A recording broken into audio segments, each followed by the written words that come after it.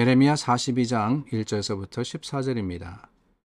이에 모든 군대의 지휘관과 가레아의 아들 요하난과 호사야의 아들 여사냐와 백성의 낮은 자로부터 높은 자까지 다 나와 선지자 예레미야에게 이르되, 당신은 우리의 탄원을 듣고 이 남아있는 모든 자를 위하여 당신의 하나님 여호와께 기도해 주소서. 당신이 보는 바와 같이 우리는 많은 사람 중에서 남은 적은 무리이니 당신의 하나님 여호와께서 우리가 마땅히 갈 길과 할 일을 보이시기를 원하나이다. 선지자 예레미야가 그들에게 이르되, 내가 너희 말을 들었은즉 너희 말대로 너희 하나님 여호와께 기도하고 물은 여호와께서 너희에게 응답하시는 것을 숨김이 없이 너희에게 말하리라. 그들이 예레미야에게 이르되, 우리가 당신의 하나님 여호와께서 당신을 보내사 우리에게 이르시는 모든 말씀대로 행하리이다. 여호와께서는 우리 가운데에 진실하고 성실한 증인이 되시옵소서. 우리가 당신을 우리 하나님 여호와께 보냄은 그의 목소리가 우리에게 좋든지 좋지 않든지를 막론하고 순종하려 함이라. 우리가 우리 하나님 여호와의 목소리를 순종하면 우리에게 복이 있으리이다 하니라.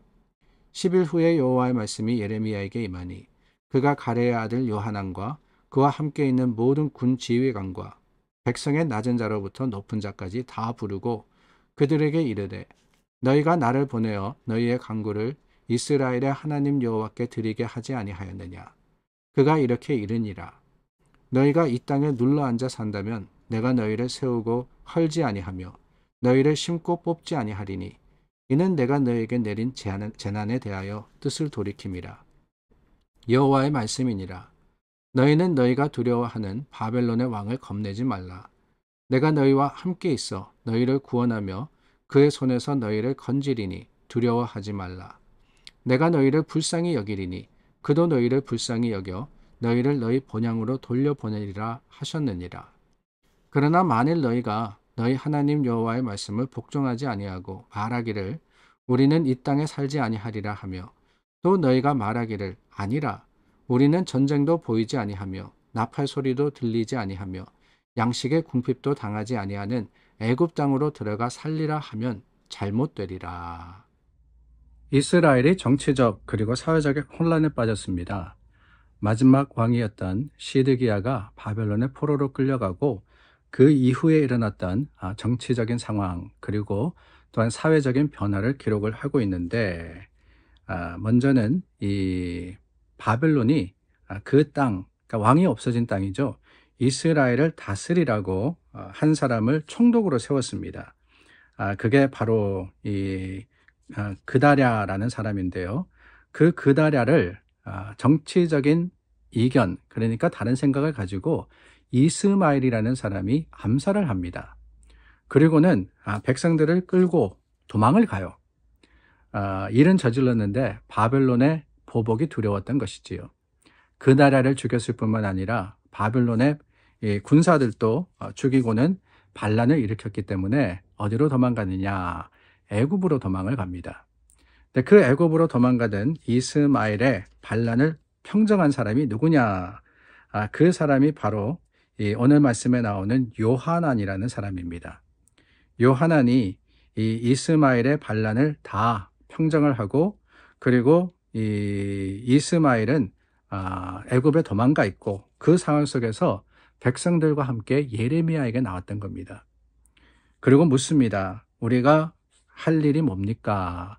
갈 길은 어디 있습니까? 3절이죠.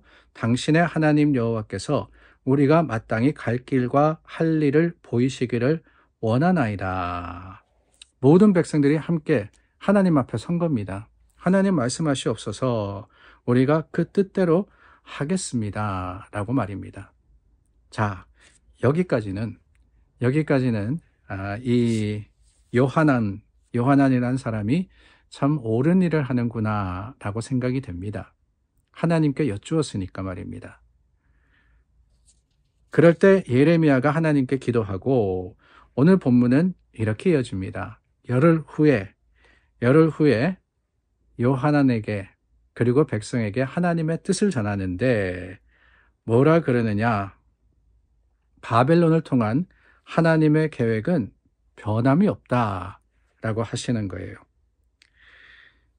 백성들과 요한한 하나님 앞에서 걱정할 거 없다.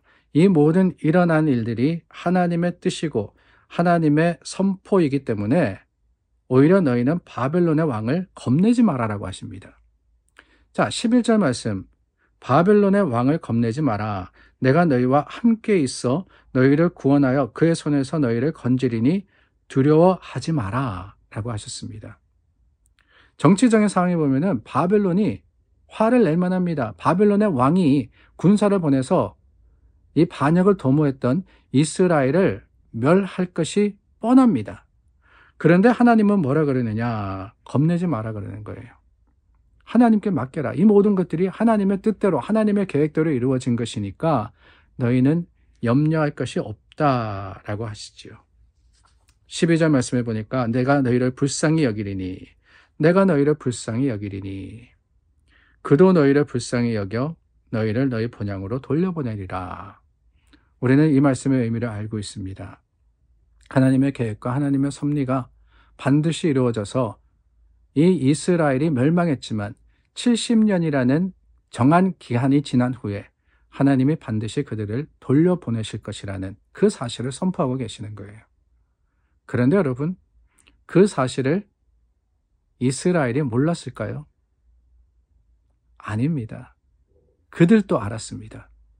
하나님께서 이미 이사야 선지자, 예레미야 선지자, 수많은 하나님의 사람들을 보내셔서 선포하게 하셨습니다. 너희 죄로 인해서 너희가 심판받으리라. 그러므로 하나님께서 한 나라를 들어서 이들을 벌하실 것이지만 정한 시간이 지나서 반드시 너희를 되돌리리라 라고 회복의 말씀을 이미 선포하셨더랬습니다. 그 말씀을 다시 하시는 거예요. 다시. 근데 문제는 뭐냐? 이스라엘이 듣지 않았습니다. 이스라엘이 수긍하지 않습니다. 이스라엘이 하나님 앞에 순종하지 않았습니다. 그러므로 인해서 지금 이 일이 일어나고 있는 거 아닙니까? 하나님께서 세우셨는데 정치적인 야욕을 가지고 아니 자신의 판단으로서 그게 아니다. 우리는 독립해야 된다. 라고 했을 때 그 일이 오히려 더 큰 어려움이 되었고 아니 그것만이 아닙니다. 오늘 말씀해 보니까 14절 말씀입니다. 너희가 말하기를 아니라 우리는 전쟁도 보이지 아니하며 나팔 소리도 들리지 아니하며 양식의 궁핍도 당하지 아니하는 애굽 땅으로 들어가 살리라 하면 애굽 땅으로 들어가 살리려 하면 뭐라 그러셨습니까? 망한다라고 하시잖아요. 망한다. 잘못되리라. 자, 요한안이 하나님 앞에 나와서 물었습니다. 우리가 어떻게 해야 됩니까? 근데 하나님께서 꼭 집어서 말씀하시는 거예요. 이게 다 내가 하는 일이야. 그러니까 너희는 염려하지 마. 그런데 문제는 뭐냐? 하나님이 그들의 마음을 아시는 거예요. 말씀을 복종하지 아니하고 이 땅에 포로 생활하라는 거죠. 이 땅에서 힘들고 어렵지만 견디고 참고 하나님만 바라라는 겁니다. 그런데 그게 아니라 자신의 판단을 가지고 어떻게 하느냐? 애굽. 그 애굽으로 내려가서 평안하려고 하면 잘못될 거다. 하나님이 요한왕과 이스라엘 백성의 마음을 꿰뚫어 보신 겁니다. 하나님 앞에 나왔지만은 하나님의 말씀을 들었지만은 그 말씀이 아닌 자신의 고집을 앞세우는 자신의 생각을 주장하는 그들의 마음을 말입니다. 이게 실패의 원인 아니었습니까? 이스라엘이 멸망한 이유가 무엇입니까? 다름이 아니죠. 하나님을 온전하게 신뢰하고 하나님의 말씀을 따르지 않은 그들의 죄악 때문이었습니다. 그 죄의 흔적이 지금도 보이는 거예요. 아니 하나님의 말씀을 따르지 않았던 이스마엘을 처리한 요한안까지도 그 마음에 하나님을 향한 의심이 있었고 하나님 말씀에 대한 순종이 없었을 때 이스라엘의 결국은 뻔한 거였습니다. 사랑하는 여러분, 오늘 우리도 혼란스러우면 혼란스러울수록 더욱 분명한 하나님의 말씀을 붙들기를 원합니다. 하나님 말씀은 변하지 않습니다. 예레미야에게 물었을 때 하나님의 뜻을 구하는 그 예레미야, 하나님은 한마디 틀리지 않게 그대로 하나님의 뜻을 다시 선포하게 만드십니다. 오늘 저와 여러분, 그렇다면 무엇이 중요하냐? 순종이 중요한 게 아니겠어요? 하나님 말씀 앞에 하나님의 뜻이 이루어지기를 우리가 다시 한번 기억하고 하나님의 뜻에 무릎 꿇는 저와 여러분들이 될 수 있기를 바랍니다. 기도하겠습니다. 참 좋으신 하나님, 하나님의 말씀에 변함없음이 우리에게 오히려 위로가 되고 또한 확신이 되게 하여 주시옵소서. 예수님의 이름으로 기도드립니다. 아멘. 우리 함께 기도합니다. 오늘 7월의 마지막 날인데요. 지난 한 달 또 지켜주신 하나님 앞에 감사하며 새로운 달을 기도로 주님께 맡기는 저와 여러분 되기를 바랍니다.